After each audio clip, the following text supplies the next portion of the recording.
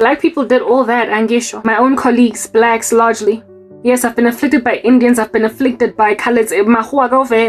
But the biggest percentage of people that hurt me were black, and the ones that could help me rise up again after I fell were black. After all, they were my family. When you fall apart, your family is the one that helps you. When the world out there spits on your shoes, your family are the ones that are out here trying to help you wipe from. So if black people refuse to let me gain my life back again after I was sabotaged by perhaps Amandia, perhaps Indians could get to me only because blacks refused to help me once I was tripped by them. You are the reason why I could not find my way back inside corporate South Africa. You not only functioned as barriers to entry to me, but you ascertained that I can never work again even though you are aware of my skills. And then it was black people that try to grab a whole program manager with years of experience and education from Wits University and make her an administrator out here pushing paper. Black people were the ones that try to make me a digestive biscuit ordering secretary after I had done all that time, disregarding all my years of accumulated experience in corporate. And then when things fell apart because I was still maintained so good and excellent at what I did, you then acted ingati mina mengafuna ukusebenza. Black people did that, listen, single-handedly. It was a concert of diverse South Africans that cost my career. But it was black people that kept me unemployed for 12 years. And you did that to a young woman that was middle class, headed for upper middle class, and would likely have one day ended up wealthy altogether.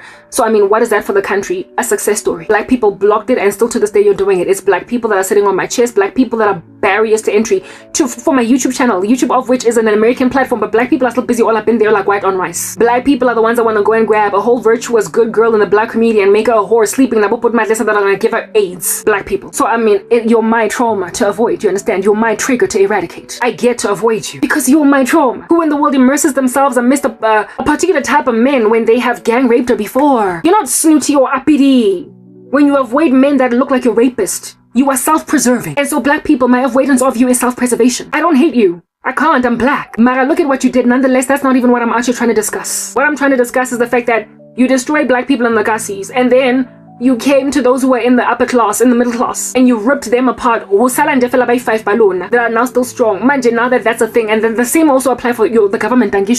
Black people made black people live in Zimbabwe from inside the country, refusing us resources and leaving us out on a limb. And then they went for black people that had already made it, and they took them out of careers altogether.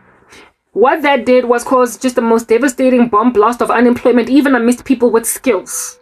However, still go out of their way to lament, because I get it, like I said, you have the brazen audacity to writhe when you have caused the thing that made you writhe. But I get it, God, so he will salvage you anyway in spite of you. You then had the brazen audacity to go and writhe that there is a skills exodus in the country and that too many of our people are chilling in the diaspora. I can understand unemployment in the youth, people that have no experience at all, struggling to break into at least a cent. But when a woman that has amassed for herself all these years of experience, struggling to pierce into just one little dumb job, bese nizogcina nithi mina kwamele ngiyoscan amagrosa ePick n Pay, ngiyogcina mina ngiyowaita amatafule eWimpy. Finally, these kinds of skills. And then you have the, like I said, brazen audacity to go complain, skills exodus, complain, skills shortage. What do you mean you have a skills shortage? I'm a skilled professional. What do you mean?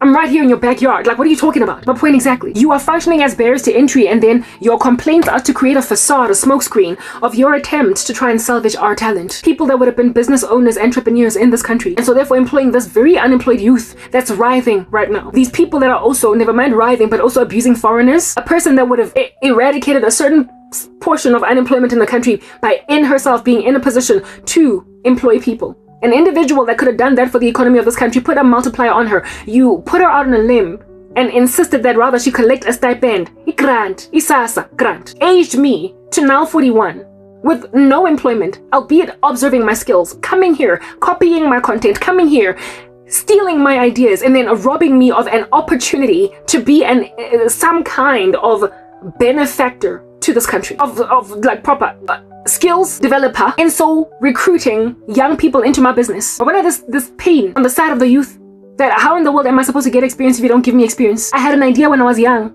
still growing up in corporate, seeing as I had in myself endured tyranny at the hands of demanding experience when, listen, I'm just out of matric, what are you talking about? Where am I gonna get it? You give it to me. I lamented. Finally, I broke into a learnership program. Finally, I succeeded to break into a learnership program that took a minute after having to drop out of this and then be unemployed for a season. I couldn't finish school because my mother wasn't paying my fees. I've eventually took myself to school. It's a whole story. You're gonna have to learn that. Yeah, what I went through during the season of unemployment, just the exorbitant depression that I felt, knowing how good I am at what I could be, and yet being denied an opportunity to do anything at all. Where am I supposed to get experience if you don't give it to me? Where? Because of that little trauma point of mine, I had, of course, now a passion developed in me to create jobs for the youth that have absolutely no experience and teach them myself, because I saw a lure of escape in there. I saw that if you can take people with no experience, you can hire them for far less, and so train them. And once they're trained, if they stay with you for a minute, you then have skills that are cheap, that you can cultivate, that they can grow in. And seeing as they will be eager to learn, because everybody who has been unemployed for a season of time has that trauma, enough for them to keep a job and work real hard at it, okay? So I saw a demand in the market of people that don't know jack but that are smart. If I can interview you and see something I can work with over here, mamela, how difficult is it to send an email? How difficult is it to book a calendar? How difficult is it to book parking? How difficult is it to get a purchase order for some freaking biscuits for team building? How difficult is it to teach administrative skills to somebody with just matric and sitting around bumming in the gussie smoking a cigarette? How hard can it be to get this person to have basic skills in corporate? How hard? And how expensive is it to take them, even if it costs a bit of an arm and a leg, to take my staff members back then would have been like Excel, but maybe like AI advanced tools or whatever, take them on Word, Microsoft Office, if it is expensive, to take them on courses to learn these things. Mamela, we can cut corners. You don't have to go on a course, Excel. Ne? My new, what do they call this guy? My new apprentice. You don't have to go on an Excel course. Bula Excel and figure your way around. Listen, walk around there. We 2 days. I want a report after 3 days. I'll give you 3 days. That's a lot of time. It Excel. It Word. It PowerPoint. It the system. And I will give you time. I will be lenient. And where I need deliverables, herself, and then going there forward, other colleagues in the building over here, and then you will learn Excel without having to get Microsoft Excel. But seeing as they insist that you have like Microsoft Suite, then once you are no longer an overhead, little Johnny, once you're no longer an overhead in my company, but you're actually making me returns, then on that day I will invest. On that day I will invest in you and take you to training. For your Excel, just so you can have it as something to list on the courses you did. I will take you on random weird trainings because now you're making me money, so you're worth it. So basically, this here apprenticeship is you scratch my back, I scratch yours. I give you experience, and you just take it in your stride that if you quit this job within 6 months, you're gonna go out there and try and look for another job, and they're gonna demand from you Microsoft Suite, and you're not gonna have it because I'm not gonna take you on that training. You're not worth it so far, but you will have the skills. However, it will not be on paper. I get it, everybody's pedantic about qualifications, so you're gonna struggle to get a job out there, and you're gonna have a really rough time. Mara, you're free to go fly like a bird, but if you give me Skatsako and if you let me train you, only after a year of you showing me that you can do something, start a car, I will invest in your education. I will invest in your education if you're worth my while. Then on that day, it's a trade-off, right? You're making me a cool million an annum, I will pay your fees at Wits. I will take you to school. I had that model up my mind. And I was gonna go and grab all these dusty on the knees, ashy in the Soweto matriculants that are just having a hard time cracking into call centers. And a call center, everybody knows the dead-end job. Everybody knows how dead-end call center jobs are. They are a mind virus in the brains of young professionals. Gunzim, Pumara, like it's so rough to be motivated in the call center and to get out. So I just figured, I will give them experience that's not call center, where they will be gaining some true business skills, and I will invest in them insofar as there is something in it for me over time.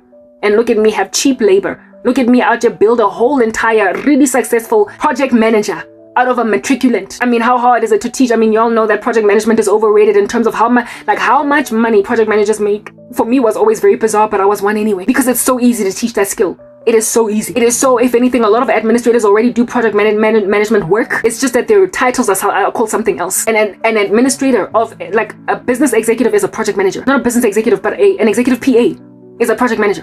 For a team's projects, an administrator, why a senior manager or why a general manager is a project manager. Project managing the prosperity of delivery for the whole entire team. She is the person that keeps this whole team together in a bunch and ascertains that the big boss of the business unit gets exactly what they want. That's the kind of work that project managers do. But project manager is a title in itself that is labeled that. Project manager is a title in itself that is labeled that. And so therefore, Ibiza for a lot more money. But the same skills exist in entry-level administrators. Entry level. So I was going to train up administrators, give them project management skills, be unprepared to give them the title project manager for at least a year, 2 or 3 of working for me. And if you stay with me for 3 years, where in that 3-year period, I will have also invested in your education, taking you to random courses, and if you want, even register go UNISA office, I'll pay for that. A contract we signed after 3 or 4 years that you've basically given me all your juice, and so I gave you juice back. I will then be willing, as your boss, as your employer, to transfer your title from administrator, paper pusher, PA to PM, and say that you were a PM from year 1. I will say that from year 1, you were interning as a PA, a PM, and then year 2, you got made permanent as a PM, and so therefore that gives you 4 years of project management experience. When rather, for the first 3 years, you were pretty much a personal assistant, and that's all that I will keep you. So if you quit that job on me in year 3, you stay if you quit your job on me on year 3 after I invested in you, I'll let you go. I'm not gonna hold you hostage, darling. Mara, you're gonna go out there only PA. You're gonna go out there only secretary, only paper pusher, only administrator. But if you stay with me for 4 years, you're gonna go out there as a project manager with 4 years project management experience. It's my business. I get to say that you are a PA, a PM all this time. And so while the job that I gave you was incrementally growing your salary negligibly, you did start from the Gasi with ashy knees, got deep glue for getting OC, so I'm not gonna pay you 30,000 rands. I'm not gonna pay you 45,000 rands. I will give you 10K to start. I will give you little 2,000 rands increases from that 10K. But by the time you get out of my company, you will be able to apply for a job as a project manager with 4 years experience, and so get a boost from 15,000 rands that you have got with me after 4 years of working to 35,000 rands overnight, to 45,000 rands overnight. So frankly, I am your stepping stone, your booster, your linchpin. I am your pampara little girl. I am your jumping castle. But it's a trade-off. And I would keep basically getting this kind of turnover of staff. And what do I get as an entrepreneur? Cheap labor that's highly skilled. And what do they get? Education, a really good boss, and project management experience. BA, they get a loving job, they get project management experience, they get business analysis experience, they get a degree. If they want to study a degree or certificates, depending on what institution they want to register at, they get paid for that. I get mine back insofar as they help me build my business. And y'all know how expensive salaries are. My business model would be premised around cheap labor that I will train, that I will take to school, and that I will, at every milestone that they stick with me to the end, thick as thieves, they get something beautiful out of this Christmas box. Like the title of project manager when all this time you've just been my PA. When you apply out there, when they call me, when they ask for your payslip, when they call me, and they ask for your title, and they ask for your reference, I'm saying, oh, little Renee, oh, I'm so sad that she's leaving. Listen, I'm crying. Oh, she was such an excellent PM. I won't say she was an excellent PA. That's what I wanted to do for the youth. So, do you see what in the world under heaven I would have contributed to South Africa? I had that plan because I did not want little Kinelwe to be volume 2.0 of me, knowing how intelligent you are, knowing how gifted you are, knowing what you can contribute to a company, knowing what you can add as value. And yet no one is calling you because you have no experience. No one is even trying to look at you. It's easy to put somebody on contract, a 3-month probation. Let them go with your not 3 months experience. Let them go with 6 months experience. Hire them on probation or on a 1-year contract where you can easily just let them go. And even then, I get about experience to call centering. So you will have given them 12 months, but let them go if they're not pulling their weight. But hey, there are stars in these kassis. There are stars in these ashy knees. There are stars in these patchy smoking random dwellers in the gas that are only smoking weed because they ain't got nothing else to do. There are stars. And gulula ugutola leda. South African labor laws make it hard for you to fire people, so bring them on board for 1 year on contract, and if they can bring out die star out of them, give them these breaks, these incentives over the years that they are with you. And like I said, you know how a staff member at the beginning starts out as just an overhead, they're just costly to you, but over time, man, it starts to become so beneficial. Over time, it was something very wonderful. And if you can get a whole bunch of these wonderful people working for you, your business is out growing, making millions, making billions. You are just being a mogul overnight, and these people are out gaining skills that they never would have gained and that they would have chilled go call center for 4 years and whatever they want to do, gathering experience that's only going to give them a bump of 2,500 rand in salary when they move to the next job. And that's if they succeed to move to the next job. All it's going to give South African youth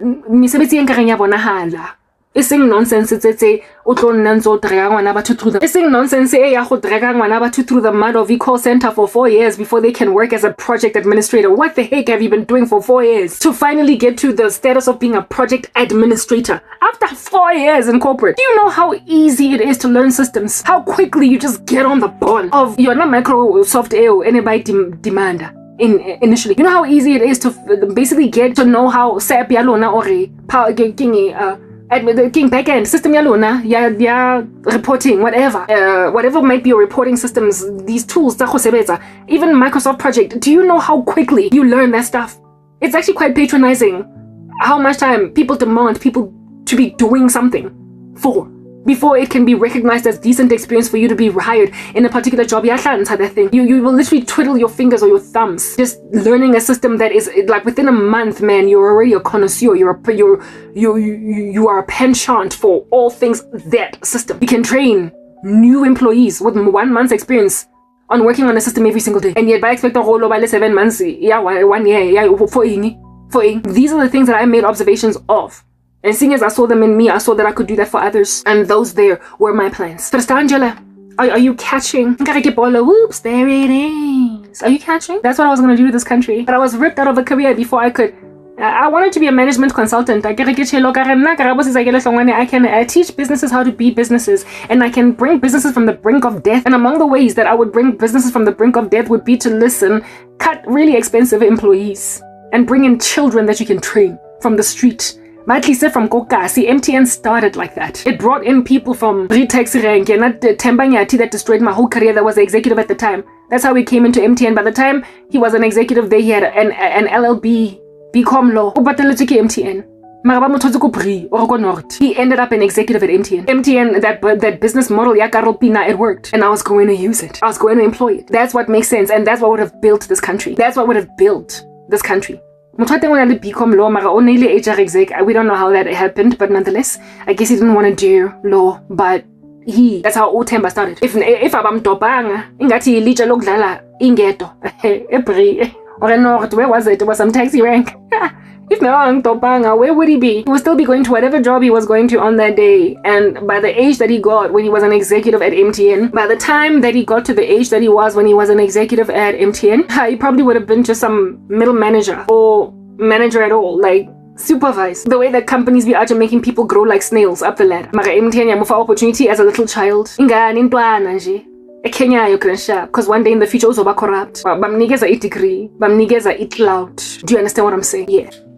So why I wanted to be a management consultant was because I wanted to help businesses see that there as a market that is tap intoable, these ridiculously expensive resources that I'll just be retailing for a cool $1 million for a skill that a child that has just been working in corporate for 6 months can do. That is some of the stuff that you can eradicate.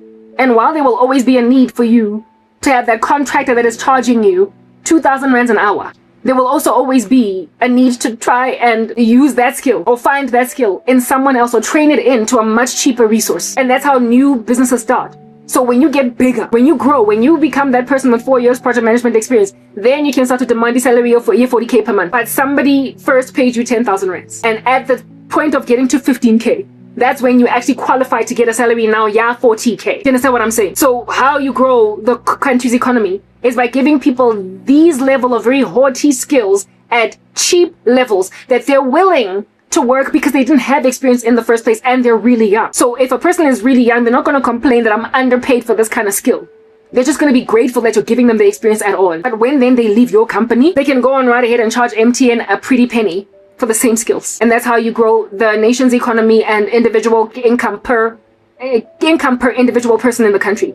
And so our GDP, yeah, you eviscerated that girl. You did. So my company is nothing now. What I wanted to do, my management consulting firm, that's why I get it. If you want your company to do a 180 and flip and just come back from the precipice of liquidation, gurgling blood, hire me and my skills. I'm one of those people that will come cheaply for the kind of expertise that I actually be walking around the streets with. And yet nobody's even trying to even give me that kind of chance. I retail cheaply for these kinds of consulting skills because of the lack of experience that I apparently have or don't have. However, no one will hire me And with that being a thing, somebody will listen to me, somebody will hearken to me, somebody will give me a shot, somebody will lodge me in their company and make out of me their management consultant. And then I'll be able to start my own business. Then I'll be able to charge you a cool 4,500 Rand an hour. Because for this particular company, somebody will listen to me because God will make sure of it. But that somebody that's going to listen to me is not going to be from South Africa. And so therefore it won't be a South African business benefiting. And these ideas that I'm out here giving, employ them. But this is a consulting service that I'm doing for my heart, for the sake of salvaging my nation's soul. I'm a good girl. And you just refuse to let me be that thing. Instead, you want to grab me and my consulting powers. Yeah, because they're a superpower. And put me for Pick and Pay. Plastic. Or like your heavy duty thing that you've just bought from CTM or Builder's Warehouse. You did that to your own skilled professionals in the country, and then you have the brazen audacity to writhe in all of your writhing, ugly disposition with your ugly teeth. That it is skills exodus. Everybody in the diaspora. Satan, do it. You did it to yourself. I'm one of your losses, South Africa. I'm one of the skills you've lost. But before then, you will have been like, ooh, skills exodus diaspora. And I'm like, skills shortage, skills exodus diaspora. Ooh. And I would have been like, hello, I'm unemployed. Hello, I've got skills. Look at my CV. Come on. Give me a whistle. Like a give and you would have just been like, I suka mina ngifuna ukumchata, ngifuna ukumnikeza ingculaza, ngifuna ukuthi baby mama yami, ngifuna ukuthi azongibhakela amakhekhe endlini ngoba ngiyabona ukuthi Grace she would make for a strong wife. Yo dog. That's like it. That's like it, man. Yo. Hayi umuntu abantu wagibela isifufane. Wayephesheya ngoba ngizoba right la. Yes, like it, bruh. Like, yo, I know, as in black people, you're mine to avoid. You're mine to avoid. You did that to me. You're mine. But the thing that I was trying to put out there is that after you ripped apart skilled professionals that were already empowered and so therefore had a bright future in the country, therein lies the parasite finish its host off now. Tell, how does a parasite get eradicated? Either take anti-parasitic medication, antiviral medication, or the host dies.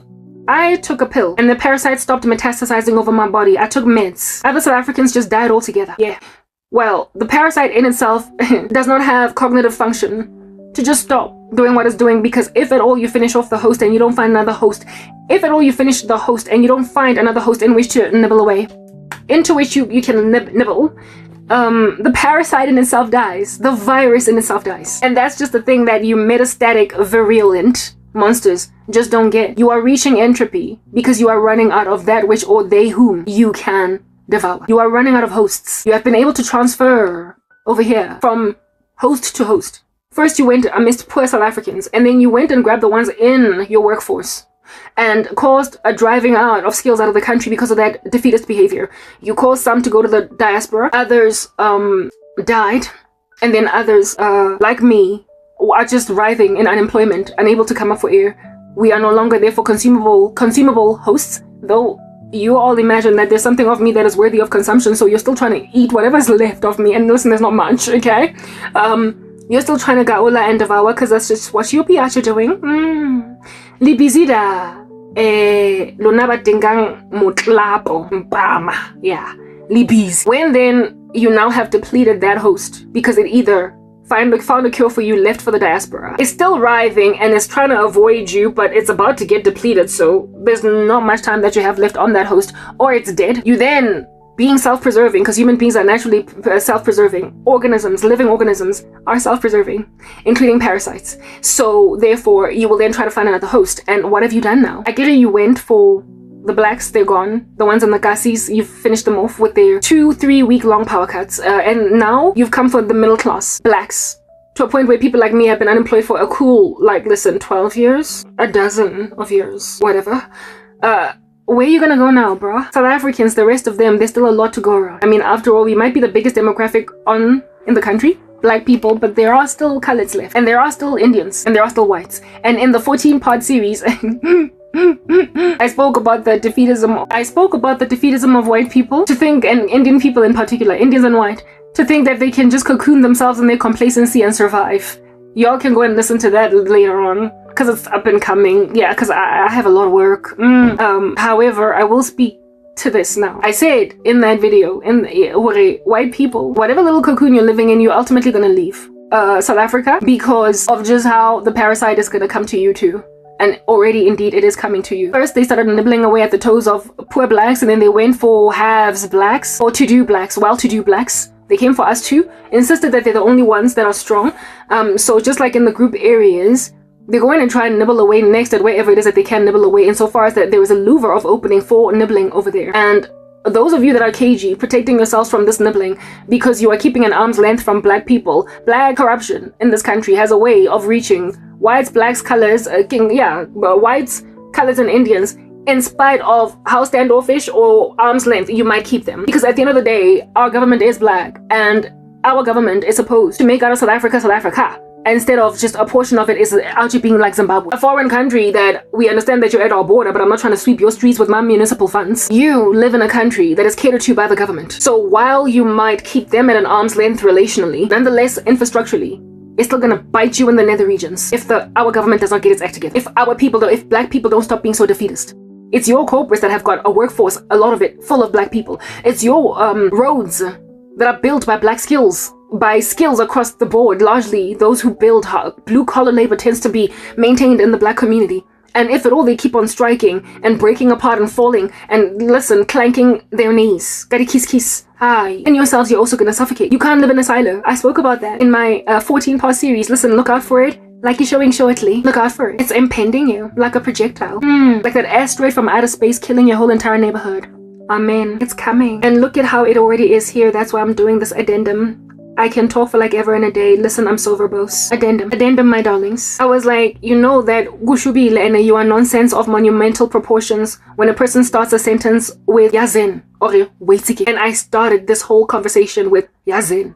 South Africa, waiting South Africa. I started the sentence with yazin Mzansi or waiting South Africa because I was already just preparing to take this to the grass and get nice and grimy, dirty and grubby. I'm fighting while up in there wearing the bunga tsanang di raffles fela mathanga ntsa fofa in the sky. That's how I'm coming to this fight like it's fight clubbing ngathi ngingu Brad Pitt. Yazi Katelehi. I live in Roodepoort Wilgevel. It's a previously group area ya Mahoa, and in particular Maabur. However, even in the days of apartheid, it was always middle class. It was never affluent, upmarket, although there are sections of this here west of Johannesburg that are upmarket. Like abo Mafetherbroek Sio, abo Remsig. Where I am, abo Walterveen Park Sio, Trubensveld. It's always been middle class. And thank God in 2026 it's still middle class. It didn't quite get bereft like Hillbrow. So okay, thank God at least. Thank God it's not Hillbrow. But middle class group areas, previously white middle class group areas. Those are not group areas. It's no longer group areas, right? Those are the regions or locations or districts, if we're gonna use Hunger Games lingo, that were flooded by everyone that now could live in suburbia. The coloreds, the Indians, they flooded first after apartheid ended to middle class. They didn't flood first to Sandton, Houghton, upmarket. They fled first to Winchester Hills, Basonia. Well, Basonia has always been kind of upmarket, but you get my point. They fled first to Edenvale, etc. They fled to areas of the country that had middle-class white folk living there in the days of apartheid, because that's what they could initially afford. That's what newly empowered blacks, Indians, and coloreds did. They moved to places like Wilgevel. Places like Strubens Valley, Wilgevel, Walterveen Park, Radiokop. They moved here. And thank God that these areas have still been maintained as middle class. So they still kind of good. They still beautiful suburbs, beautiful neighborhoods. But they are middle class. And if at all you got to the low, I don't like to call people low class, but lower income groups, if you depleted them as a parasite and you are still with that disposition of a parasite, if you still have that character flaw of a parasite, you're just gonna find another host, baby. If at all you don't want to die, right? Yeah. And now, middle class neighborhoods of South Africa, just as you came for middle class blacks after poor blacks, is being gnawed away at by the claw, by the fang, by the devourer, the animal that's eating us all. Middle class South Africa is not being eaten away by that animal, because if you're going to deplete all the resources of black people and your electrical infrastructure still can't hold water, you're still patching it together with sticky tape, you're still this, you're still that. At some point, the grid is going to struggle still to fail. It's still going to be for, I don't know why South Africa has not done a whole haul of electrical infrastructure. Like, I still don't know to this day why. That's a thing. I mean, how many years have we been dealing with this thing? The moment load shedding became an issue, there was supposed to be a nationwide project to replace all infrastructure in phased approaches. By now, we would have healthy infrastructure that is just running and running and running and running. Everybody knows why this is a thing. I mean, listen, what is with the rhetorical questions? Of course we know why this has been a thing. But just that you refuse to invest in national rebuilding from our taxpayer funds to a point of making out of South Africans like Zimbabweans. It was right here in our border, but you're getting nothing because you're not mine, except we are yours. Oh my goodness. Whoa. Now, our areas, middle-class areas, wherever you at, be out here hanging out as a middle-class rando. Tell me with a show of hands that nobody is going to see, because after all, am I not being blocked by South Africans? Anyway, you know. Do you have power cuts that now linger into the 24-hour? Are any of y'all out here dwelling in the suburbia of ours, hanging 10 all uncomfortable cold like a frostbite in a 48-hour power cut, or what? Has that happened in any of y'all's middle-income neighborhood? Because it certainly be out here happening too very frequently all up in my neighborhood. Somebody please come out here, give me an answer. Middle-class suburbia is now endured through the kinds of power cuts that you would only find Goval, certain parts of Amakasi here in these streets. Load shedding roster is now nonsense because it's no longer reliable. And now I'm about to teach English online. My mother and I are actively upgrading the solar panels and upgrading the battery to be able to hold out for longer duration power cuts, even if there is no power 24, as in all night long, as in throughout the pitch of night. Never mind during the day. Our solar panels were able to hold water insofar as there is some kind of supply of electricity once a day at least. Our solar panels can hold us down if there was electricity, perhaps up to like 7 p.m. and they can hold out a power cut for at night where the solar panels are not charging and so the battery's being depleted. Maybe like 6 hours. They can hold out 6 hours from the time it gets dark. And in winter, there are fewer hours of light. So therefore, given that our load shedding situation in the country is such that you will get power cuts for maybe 2 hours, 4 hours at most. At a go, when it's really bad, you'll be out here getting, depending on these stages, not the stage 4, stage 5, stage 29, you can get a power cut that is up to maybe like 4 hours long. And then the power will come back on. Insofar as the maintained load shedding roster would stay the same. We would never ever go without electricity. Without, like, ever. And when my mom got these solar panels a few years ago, when these solar panels came, oh my goodness, what a relief. Everybody took off their braziers and let them hang. We were the one lit neighborhood, the one lit house, the one lit unit in the complex. Well, there's quite a few in my complex that have solar panels, but in the neighborhood, we were among those that just like out here siakanya while everybody else is in the pitch of night. You know how I said that God compared me to a person with a lit spotlight on her alone and everywhere else is dark? More high is like the presence of a Christian in a very diabolical environment that don't like Jesus. Only light in the room. Look at that go. And if you snuff that saint out, God is going out here burn you with brimstone and fire. I don't know why my phone is out here giving me addition to Twitch, but it's okay. Well, we're gonna finally get information out. We are among one of the only people in my neighborhood that don't have to experience this calamitous situation, the power cuts. And for the first few years of these solar panels being installed, it was enough in spite of the load shedding situation in the country. Even if the power would go off for 4 or 5 hours, we were still able to keep things together. The lights would stay on all night long insofar as at some point Eskom comes back on and recharges the battery that gets depleted as soon as the sun is completely set. But all solar panels are equal, but some solar panels are more equal than others. There are some solar panels and some solar panel sets, units, like the whole entire hardware that it's like the difference between Apple phones and Samsungs. You know, some solar panels are Android, while some solar panels battery power is like that of Apple. Apple, you be traveling around all over the show with a power bank, but Samsung got you down all the day long, baby. Not Samsung, but Android. I love Apple products, don't get me wrong, but proper when it comes to battery power, Apple sucks. So some solar panels are like Androids when it comes to battery power, while others are like Apple, and it really depends on your package. So if you've got like an Apple battery type solar panel, a 6, 7, 8, 12-hour power cut will at some point cut your electricity if that power cut happens at night, and so there is no solar energy helping your cause alone. Whereas there are some solar panels that, in spite of there being no power for a good 12 hours at night, you will still, by the time the sun starts charging your battery, and so therefore switching on your electricity, by the time the sun starts doing all that, you still have power. So you never ever run out. I have neighbors. There's a family opposite, adjacent in another complex that I always looking up to them like they're a star in the sky. Twinkle, twinkle, little star, how I wonder what you are, up above the world so high, like a diamond in the sky. When the load shedding is 12 hours long, look at you continue to shine. There's a neighbor that shines even when the power has been off for 3 days. I don't know what in the world their solar power panels eat, what they get fed, but they differ, and that neighbor is like adjacent. It's in the neighborhood, different complex. However, there is one, however, also down, like just a few footsteps in the same complex. Lena, twinkle, twinkle, little star. And we also have a guy at the gate that is how I wonder what you are. That is on no matter what. So there are variations of solar panels, and I mean the unit that my mom put in was several hundreds of thousands of rands. It cost a minute. It was not cheap, and the reason why my mom did it this way was because it was expensive. Our not washing machine, sorry, but like the geyser and the stove, it doesn't function with solar power because that was like it was a package that was slightly more expensive, and my mom didn't choose it because they were just so expensive. So when there is no load shedding, when there is no ESCOM, when there's no power from the electricity supplier that is ESCOM, we also don't have hot water, and we can't use the oven. However, we've got a gas stove that makes it such that we can always just cook with it or heat water with it when we have no power at all. Otherwise, the kettle and everything works, of course, if at all. The kettle and everything works if there's any kind of power at all. However, our solar panels, if at all, for instance, we've got a kettle, a microwave, and a washing machine going at the same time. The panels, even when there is ESCOM load shedding, like even when it's like the bright of day and the best of days, it just suddenly over. Yeah, if these three things are going all at the same time, everything just suddenly packs up. It suddenly just like gets devastated or whatever.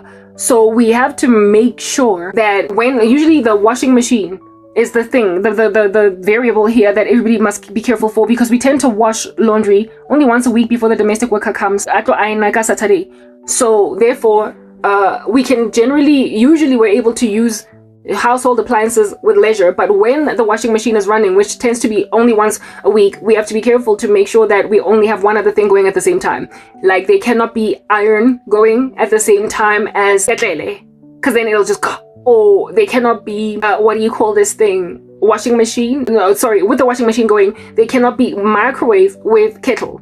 Yeah, stuff like that. But it's only once a week where we have that issue. But with a higher package, these solar panels, you could be able to run everything in your house. Plus, I made mention of the fact that our geyser is only on ESCOM, so electricity for extended periods of time.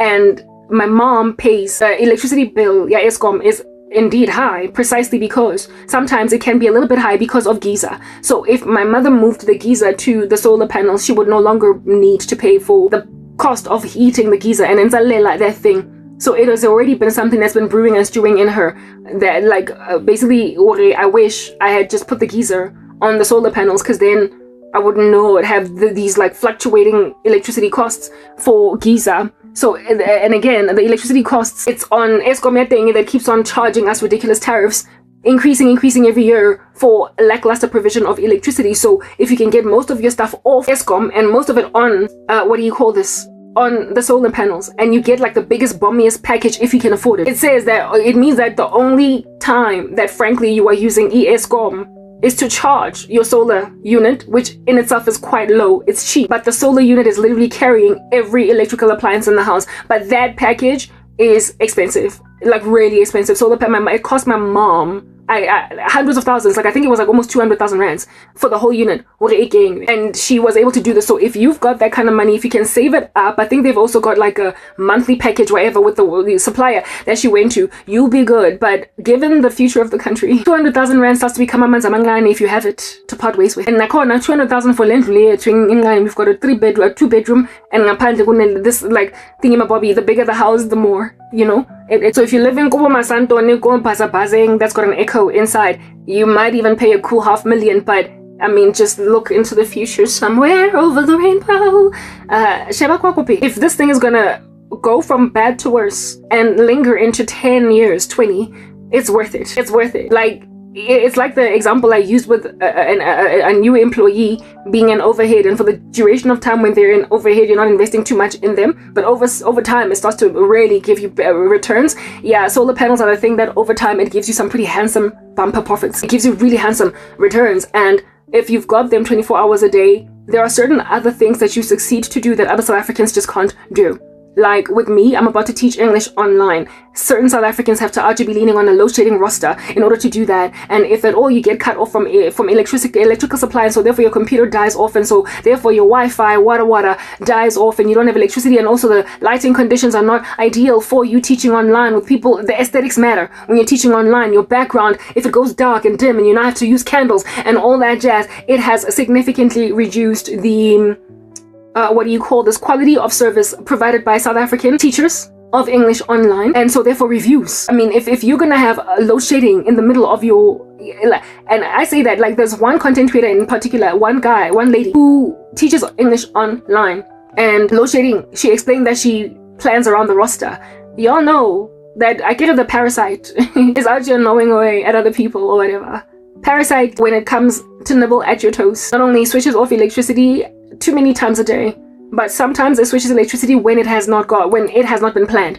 And there was a woman that had planned her teaching around the load shedding roster.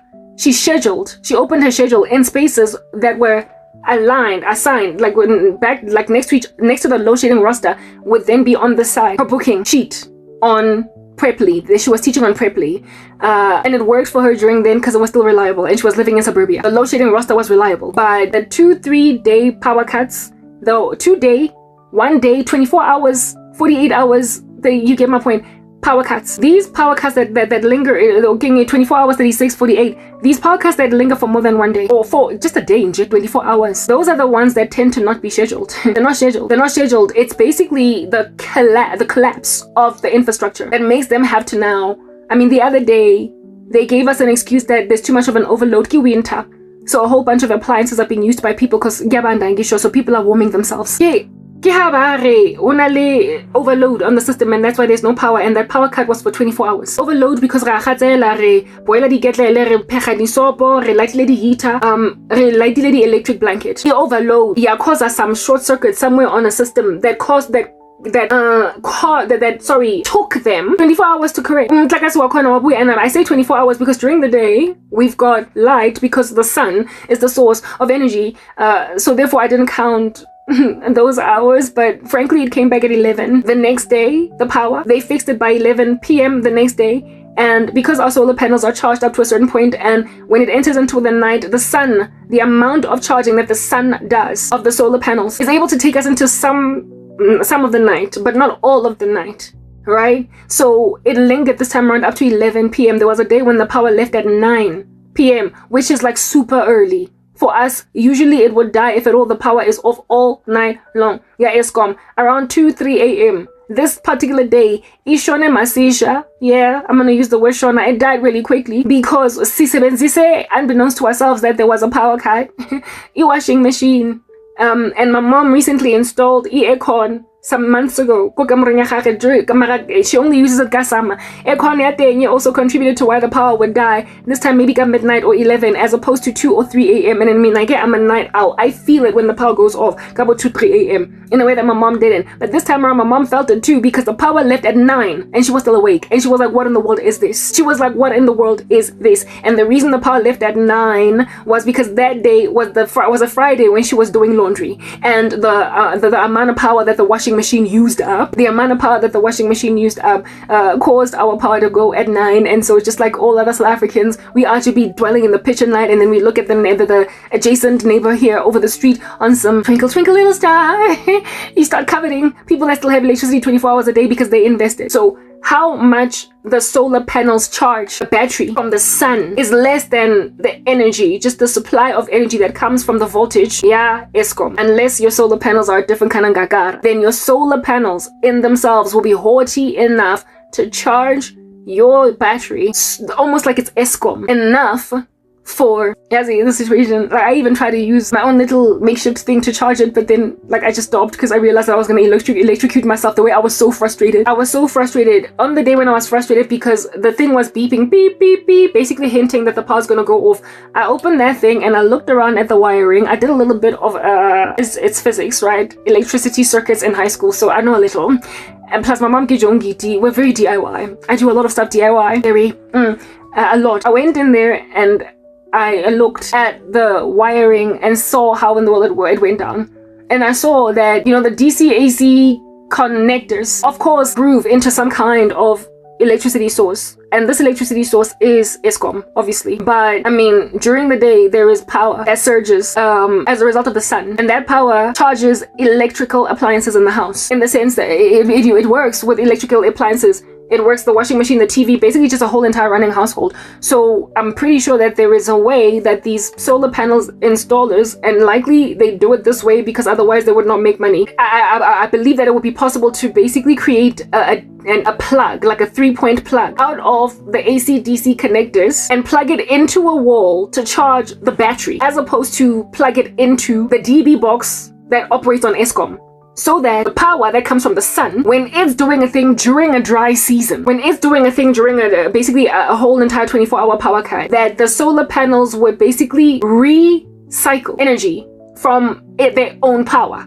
As in the solar be the thing that keeps electricity, that keeps the charging unit charging, but from solar power. How can I describe this? It would be like taking this phone of mine and that phone that I'm using to record, and then grabbing a USB that has got an innie over here and an innie on the other side. So basically two sides that are an innie. I've got a USB charger like that you have, and I'm not gonna go and like get it at the bottom over there. Listen, we're not doing any of that.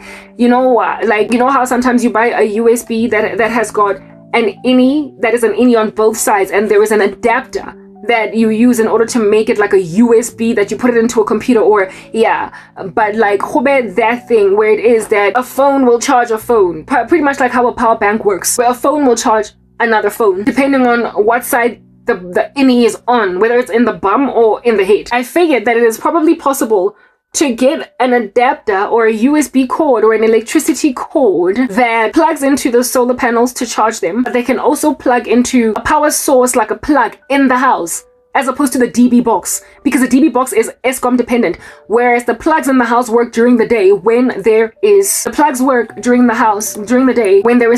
power. That would be a way to keep 24-hour power just going, where it is that the solar panel charges itself from its own power that it got during the day from the sun, even if there's like a 24-hour power cut. Then in that way, you don't need Eskom ever to be, not so much ever to be running, but it will function like a backup, because the surge of power from, I guess, the Eskom, the DB power, the DB box is, I believe, higher, hence why it lingers. I believe it might be higher than what you get from the sun. I don't know, right? So therefore, there will always be a need for Eskom to charge optimally. But in emergency days, when you are just drought, like living in a desert, a drought, all parched with your lips looking all hungry, look like they're white, then charge the battery that keeps electricity in the house going from solar units with the power that was gained from the sun during the day. I imagine that this here was possible. Why wouldn't it be? And that likely why they didn't plug it that way was in order to make money. They have to keep maintaining. They have to, you know how it is that while it is possible to build a television that will never break,